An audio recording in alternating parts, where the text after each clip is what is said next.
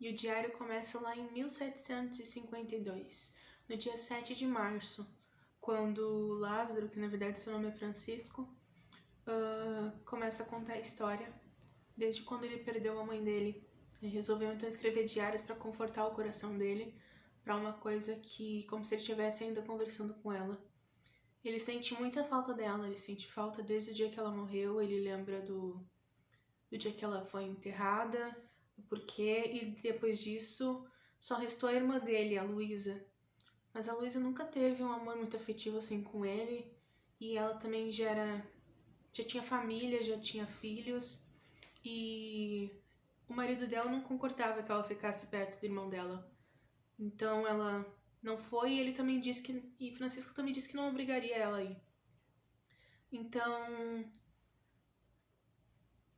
quando a mãe dele morreu, ele ficou suplicando que não podia mais entrar no peito dela, que ele não pôde se despedir, ele não pôde dar um último abraço, e ele sentia muita falta disso.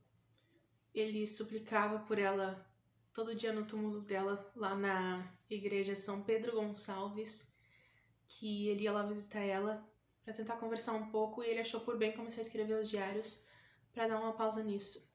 E, inclusive, quando ele saía pra rua, as pessoas não gostavam muito da aparência dele, então ele preferiu ficar mais isolado em casa.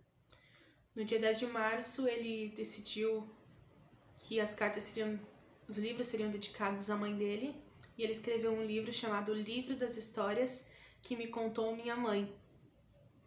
E então ele rezava com a mãe dele ensinou várias rezas para ele, e ele tinha a Dona Maria, que era uma escrava dele, e um dia ele mandou a Dona Maria ir lá comprar as verduras, e ela voltou de mãos vazias, porque as pessoas não queriam tocar no dinheiro que ele já tinha tocado.